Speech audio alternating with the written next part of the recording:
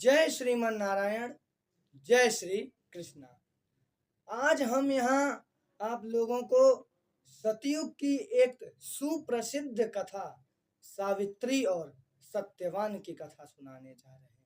किस प्रकार सावित्री ने अपने पति सत्यवान के प्राणों को यमराज से छीन कर लेकर आई, लेकिन आज कलयुग की देवियां हैं जो अपने विवाह के अभी सप्ताह भी नहीं हुए और अपने पतियों को यमराज के पास भेज दे रही हैं।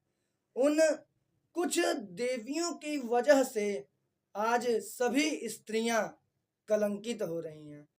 इस वीडियो को बनाने का हमारा यही उद्देश्य है कि इस कथा को सुन आज से कोई स्त्रियां सोनम ना बने। जय श्री कृष्णा, जय श्रीमन नारायण।